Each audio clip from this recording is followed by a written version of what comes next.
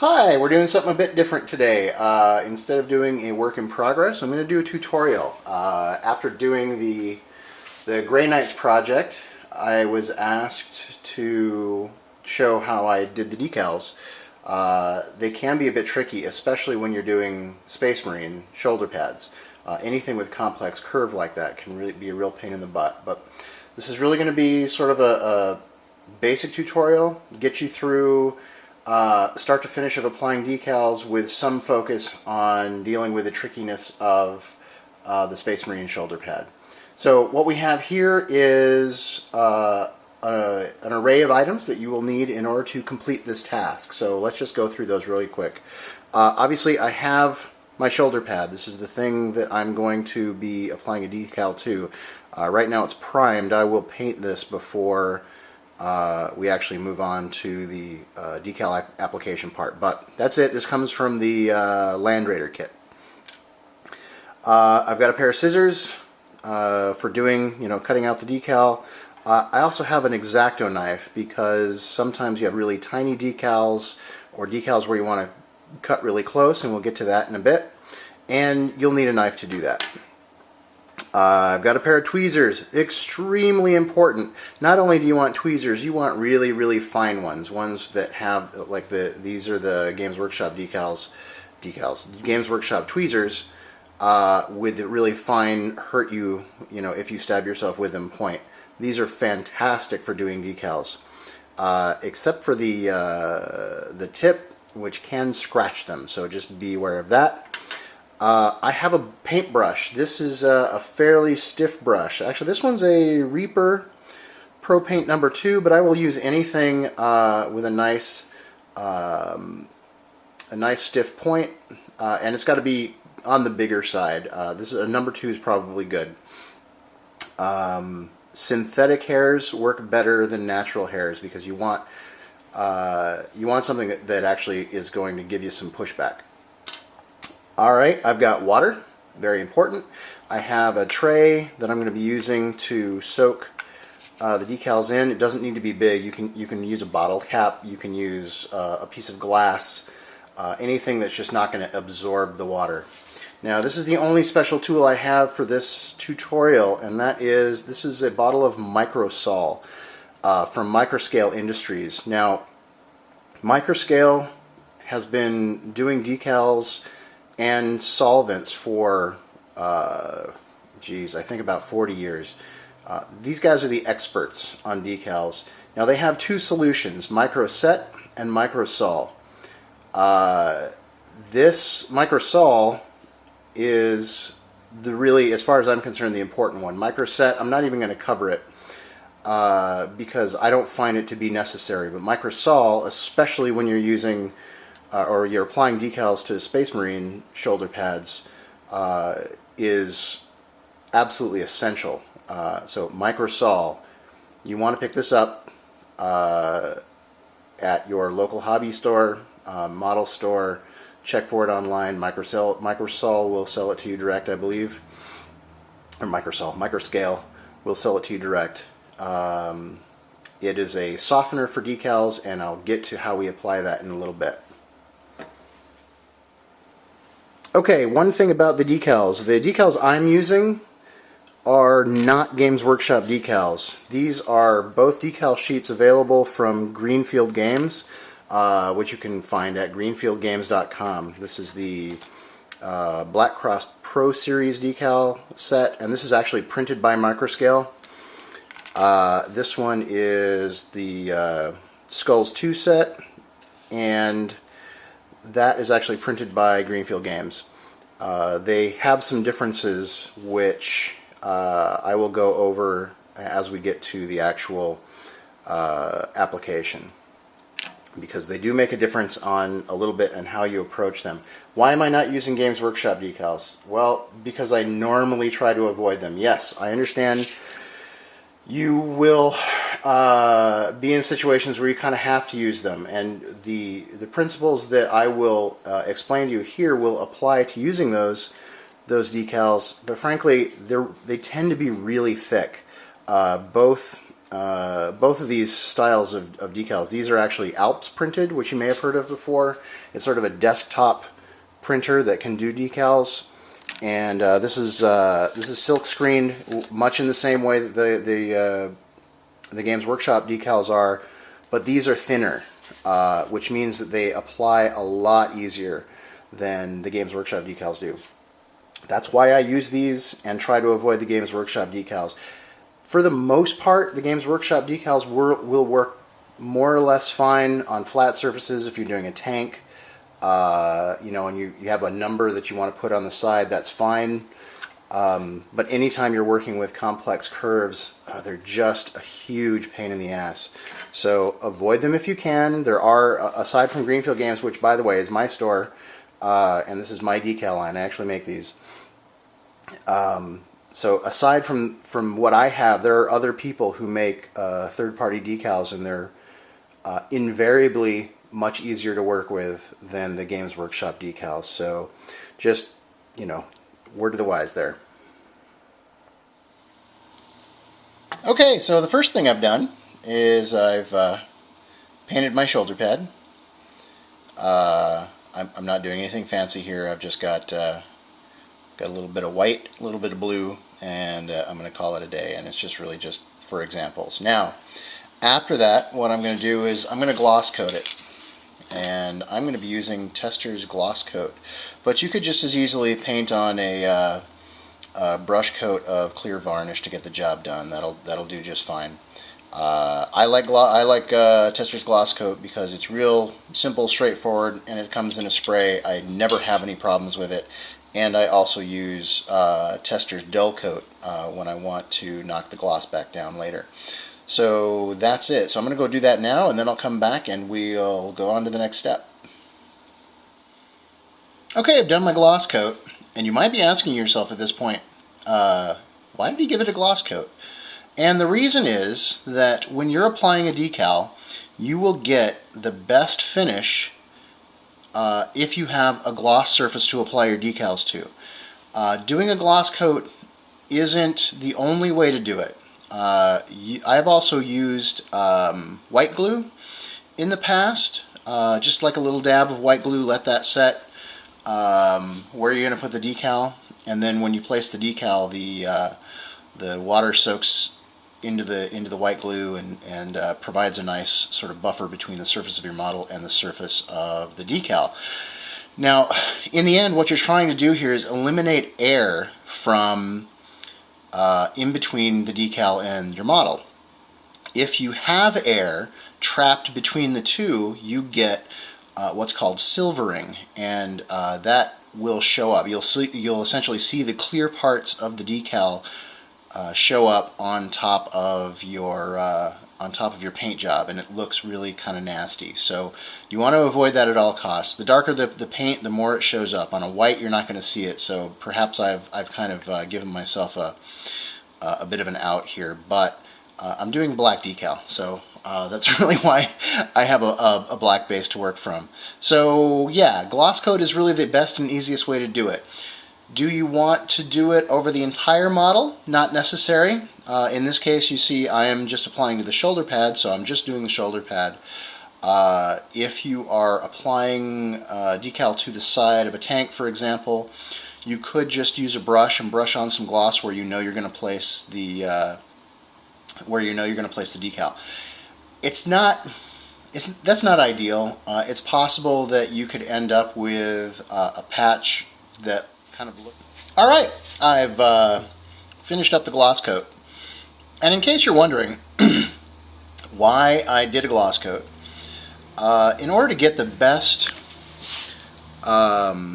result when you're doing decals, the goal is to have zero air, no air between the surface of your model and the decal itself. If you use a flat paint is flat because there's a very fine texture to the surface of the paint, and that texture will trap air. A gloss surface will not trap air, or at least trap very little air. Now this will show up if you do trap air, this will show up as what they call silvering, and this is when you can actually see the clear part of the decal showing up over and above the paint. It'll essentially silver over your color and be very visible and ugly, and you want to avoid that. So you put on a gloss coat to keep that from happening. It's not the only way to do this, and you certainly don't need to spray it. I just really like to. It's a lot easier. You can even do the whole model. As long as you're careful, you're not going to be obscuring any detail, and then you're going to go over it later with a matte coat. I like to use Decals, as I think I mentioned earlier. And that's going to get rid of the gloss anyway, so there's really no point in not just going ahead and doing the whole thing as opposed to trying to apply your gloss with a brush. But I have done that in the past. I've even used white glue instead of gloss because it pretty much does the same thing, and in a pinch, if you don't have any clear gloss or clear varnish that you can brush on, it's a good way to go. So anyway, clear prevents silvering. That's the point I'm trying to make here. Okay, now moving on. Okay, so the next thing we're going to do is we're going to cut out our decal from the sheet. Now, just something to know really quick about the way decals are made. The ones you get from Games Workshop are essentially layers of color and then a top coat of clear that goes over the decal area, the decal art. It's a little bit wider than the decal art area. So one of the problems, of course, is that that film on the Games Workshop decals tends to be really thick. The newer ones are better than some of the older ones, but they still tend to be thicker than these. Now these decals here work the same way. Alps printed decals like these are a little different. They are printed on top of a sheet of clear decal film. So this whole thing is clear underneath, and then the artwork is printed on top of that. So this is essentially clear and then black. So that means that when you're cutting out one of these decals or a Games Workshop decal, it doesn't really matter how big you cut around it, because what's going to come off of it is just the decal art itself and then that little bit of extra clear carrier. When you use an Alps printed decal, if I cut out this whole section here, that's going to be one giant decal. So when you use an Alps printed decal sheet, you're going to want to cut as closely as possible. But what I'm going to do is I'm going to use one of these cross pieces here, and I'm going to go ahead and just use the X-Acto knife. You can use a pair of scissors, but an X-Acto, a sharp X-Acto, is much more precise. So that's what I'm going to do. And I'm just going to cut this out.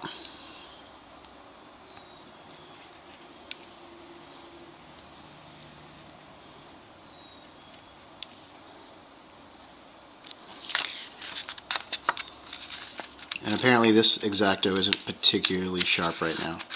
I should have swapped that out. So there it is. My decal is ready to go. Now, what I would also do if this were an Alps print or even a Games Workshop decal, I might actually go in and trim off all the excess and cut this as close to the transfer art as possible.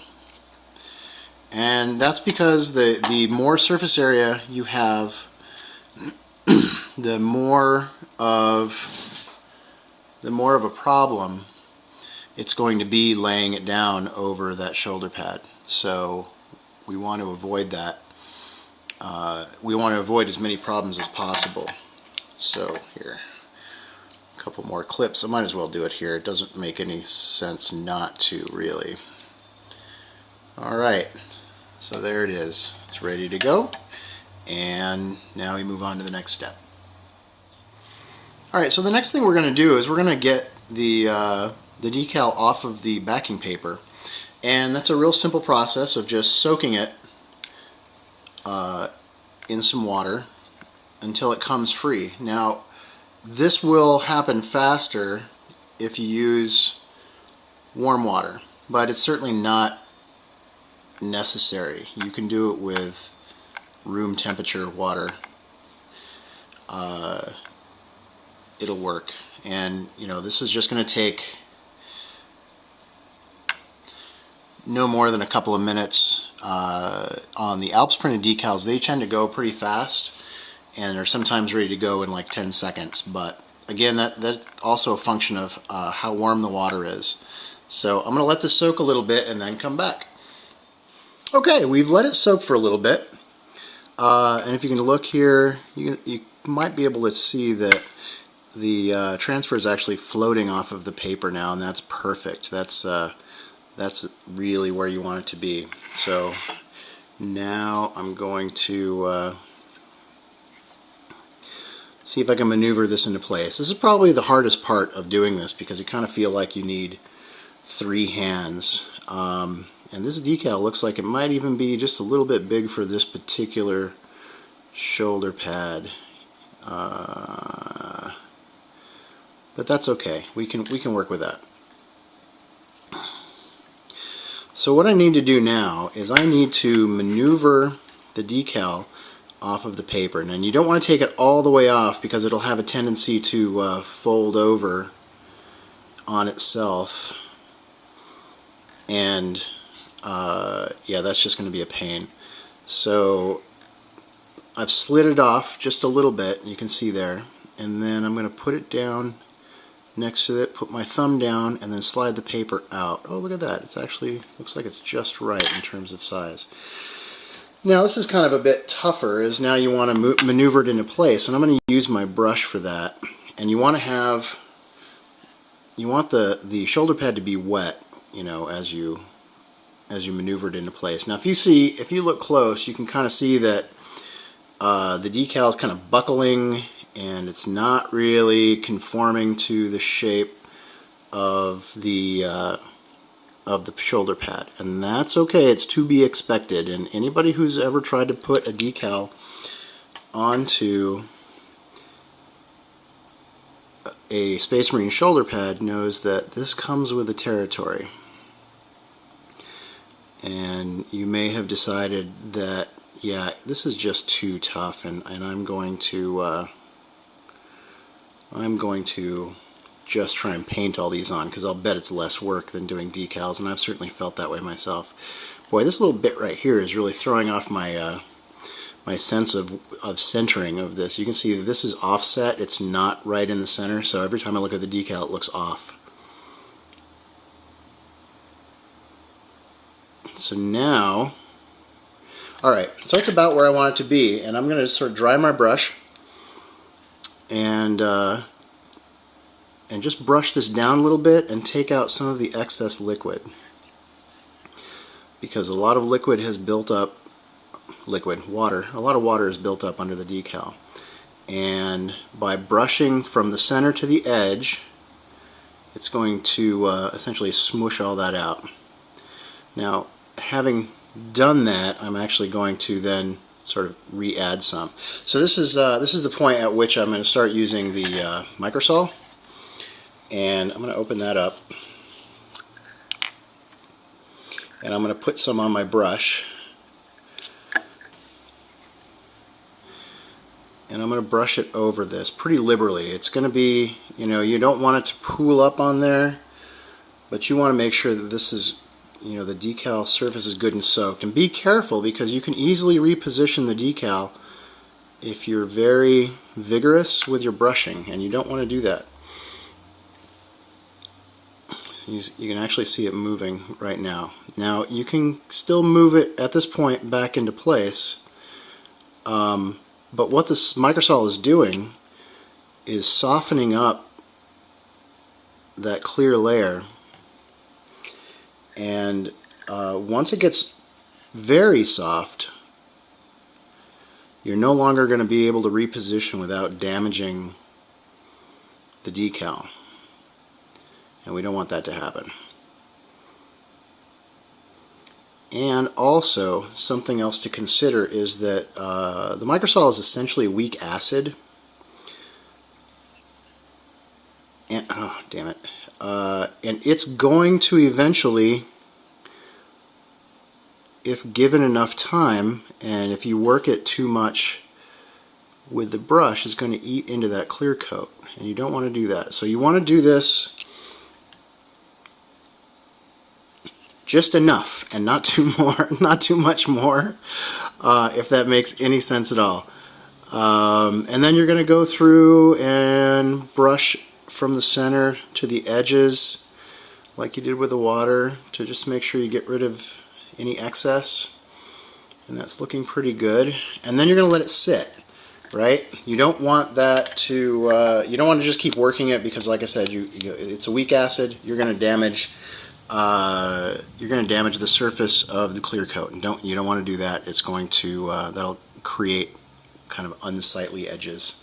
So now it's time to just let it sit. Okay, so I've let this dry for a few minutes, and it looks pretty good, but I see right around here I see a little bit of a almost like a fold. It's just a little little ripple where it's not quite conforming, and there's another one up here.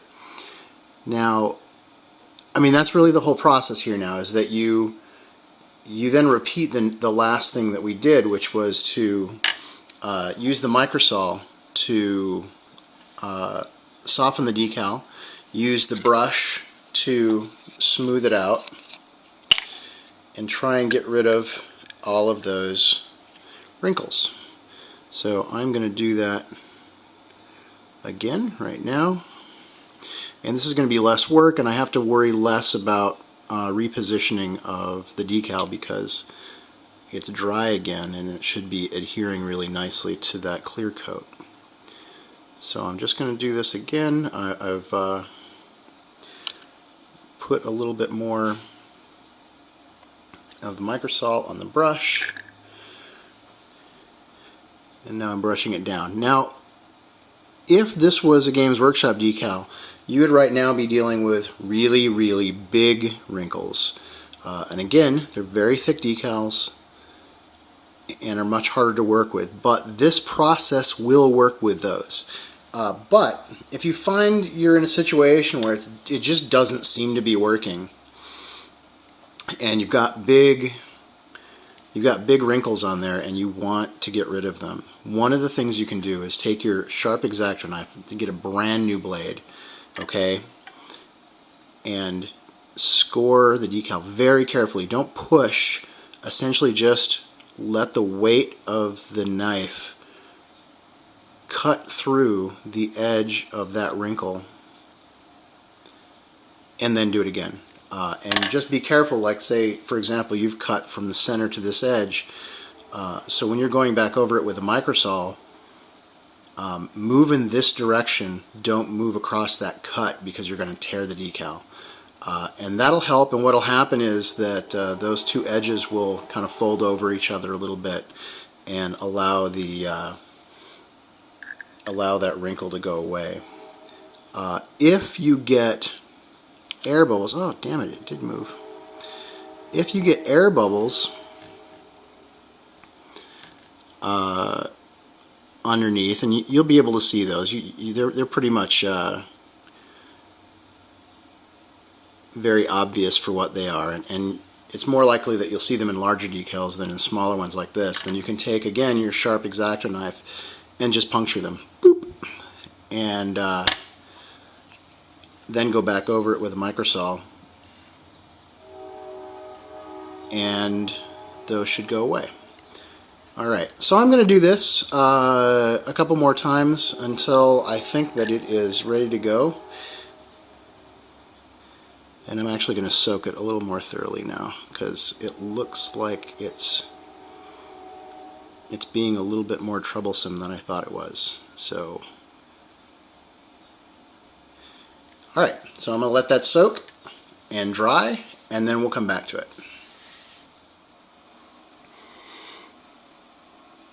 Okay, it only took the 2 applications of the microsol. I did actually have an air bubble right in here, which I punctured, and then added a little more microsol to that and smoothed that out. So I guess really technically 3 applications. But now it is smooth and ready to finish. So the last step here is flattening it back down.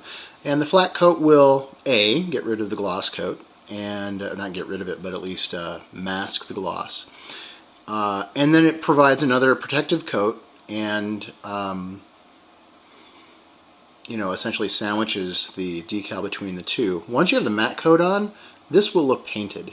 It'll look like you're an amazing artist that can paint very, very tiny things. So I'm going to go off and do that, and then I'll come right back. Okay, so here we are. I've done the flat coat with a little Tester's dull coat, and I don't know how well this is going to show up, but I think it looks fantastic.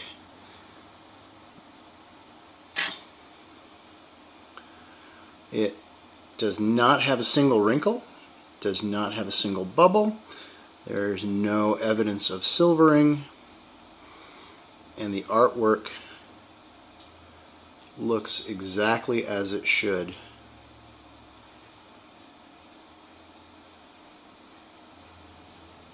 It's done and ready to add to our Space Marine, if that's what I was going to do. But since I just did this for this demonstration, this will go in my bits box. So that's it. I mean, that's really all there is to it. I can't think of situations that are going to call for much more than this. I may do an advanced tutorial that talks about more complex situations, but in terms of like 90% of what you're going to need to do with your decals, this is it. You're ready to go. Now go put decals on your Space Marines or what have you. That's it. Go do it now. Talk to you later.